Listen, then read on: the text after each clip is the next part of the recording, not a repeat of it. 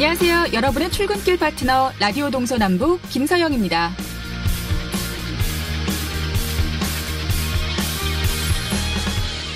요즘 국회에서 여야가 대립하고 있는 선거법 등의 쟁점 법안 외에 민생 법안임에도 전국적 이슈를 일으킨 법안이 있죠. 스쿨존 무인 단속 카메라 의무 설치를 내용으로 하는 도로교통법 개정안 일명 민식이법인데요. 그럼 강원도 내의 스쿨존엔 무인 단속 카메라가 얼마나 설치돼 있을까요? 강원도의 어린이 보호구역은 모두 774곳, 하지만 무인 단속 카메라가 설치된 스쿨존은 단 7곳에 불과합니다. 설치율이 1%인 거죠. 전국 설치율 4.9%에 비해서도 상당히 낮은 수치입니다. 그래서일까요? 2015년부터 지난달까지 약 5년간 강원도 내 스쿨존 교통사고는 무려 111건, 1명이 숨지고 133명이 다쳤습니다. 그런데 국회에서 민식이법이 통과된다고 해도 모든 스쿨존에 무인 단속 카메라가 설치되기까지는 좀 더 기다려야 할 겁니다. 예산이 모자라기 때문인데요. 누구나 스쿨존에 들어설 땐 브레이크를 한번 살짝 밟아주는 센스가 꼭 필요해 보입니다. 12월 4일 수요일 라디오 동서남북 지금부터 시작합니다.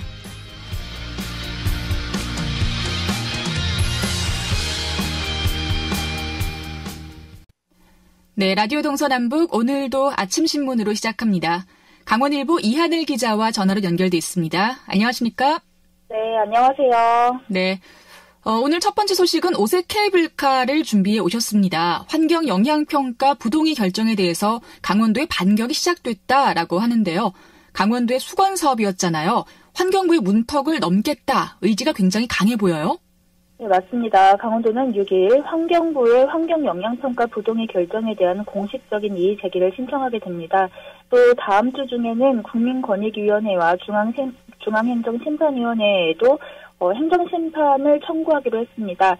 환경 영향평가에 대한 이의 제기와 또 행정심판은 결과 통보 이후에 90일 이내에 가능한데요. 이에 따라서 데드라인은 오는 16일로 임박해 있는 상황입니다. 강원도는 당초 행정소송을 통해서 법의 판단을 구할 계획을 세웠었는데요. 일단 행정심판에 주력하고 소송의 경우에는 시간을 두면서 준비하는 방향으로 전략을 바꿨습니다.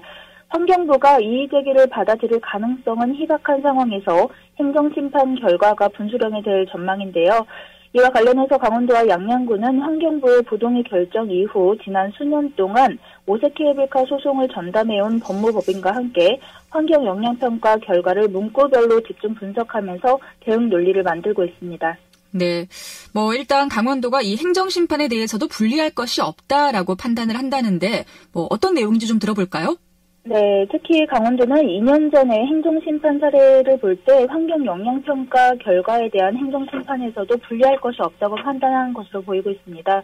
중앙행정심판위원회는 2017년 3월에 양양군이 청구한 문화재 현상 변경 허가 거부처분 취소 청구에 대해서 인용을 결정한 바가 있습니다. 또 2016년 12월 양양군이 제출한 문화재 현상 변경 허가를 문화재청이 부결하자 중앙행심위가 행정심판을 통해서 사업의 적법성과 정당성을 인정하게 된 것으로 해석을 하고 있습니다. 네, 그럼 이 행정심판 결과는 언제쯤 나오는 거죠? 네, 행정심판은 청구하게 되면은 60일 이내에 결론을 내야 합니다. 이에 따라서 공휴일을 제외하면은 내년 2월 말이나 3월 초쯤에 결론이 나오게 되는데요. 행정소송은 심판 결과 이후에 쓸 최후의 카드로 남겨두게 될 것 같습니다. 또 만약에 행정심판에서 환경영향평가 결과가 부당하다라는 결과가 나오게 되면은 소송 없이도 사업이 본 궤도에 돌아올 수 있는 가능성이 있습니다. 강원도 관계자는 행정심판에 주력하면서 환경부의 결정이 부당함을 논리적으로 반발할 예정이라고 말을 했습니다. 네, 이제 2월 말 3월 초 결과를 한번 기다려보도록 하겠습니다. 자, 다음은 정치권 소식인데요. 내년 국회의원 선거에 적용할 새로운 선거제 개혁안을 두고 국회에서 여야가 대립하고 있습니다. 현재 지역구 의석 250명, 또 비례 50명, 이 안이 떠오르고 있다고요? 네, 내년에 4.15 총선에 적용할 새 공직선거법 조정안으로 지역구 250대 그리고 비례 50석이 급부상하고 있습니다. 강원도에서는 춘천 분구 여부가 최대 관심사로 떠올랐는데요. 더불어민주당은 어제 자유한국당을 제외한 여야 간의 공조를 통해서 내년도 예산안과 패스트트랙 법안 그리고 민생 법안을 처리하기 위한 전략을 가다듬었는데요. 가장 먼저 처리할 법안은 선거법 개정안입니다. 현재 패스트트랙으로 올라와 있는 공직선거법 개정안은 연동률 50%를 적용을 해서 지역구 225석에 비례대표 75석을 기본으로 하고 있습니다. 그러나 지역구 통폐합에 따른 반발이 잇따르면서 240대 60 혹은 250대 50이라는 대안이 함께 나오고 있는데요. 지역구 250에 비례 50 이렇게 총 300을 맞췄을 경우에는 연동률을 100% 적용하는 안도 함께 거론됐었습니다. 네. 그리고 어제 여당 중심으로 해서 250대 50으로 하고 연동률을 기존 50%에서 40%로 낮추는 잠정안이 또 회자가 됐다고요. 네, 선거제 개혁의 핵심인 연동형 비례대표제를 도입을 하되 적용률을 낮춰서 이에 반대하는 한국당과의 막판 협상 가능성을 열어두겠다는 전략인데요. 이 잠정안이 국회 본회의를 만약에 통과하게 되면은 강원도에서는 속초, 고성, 양양이 인구 하한선 미달로 통폐합 대상이 됩니다. 하지만 춘천은 분구 가능성이 열리게 되는데요. 그러나 전국적으로 통폐합 지역구는 6곳이고 분구 대상은 12곳이어서 이 분구 대상이 되었다고 하더라도 이 실제 분구를 장담할 수는 없습니다. 지난 1월 춘천시 인구는 28만 574명으로 상한선을 4,000명을 넘어서게 됐는데요. 다른 분구 대상 지역과 비교를 했을 때는 안심하기에는 부족한 인구수입니다. 또 최악의 경우에는 강원도 국회의석은 7석으로 감소할 수 있는 가능성도 있습니다. 네, 만약에 이 안에 대해서 논의가 이루어진다면 정의당의 반발이 만만치 않을 것 같은데요? 예, 맞습니다. 만약에 이 안을 둘러싼 논의가 본격적으로 시작이 된다고 하면은 정의당의 반발이 굉장히 클 것 같습니다.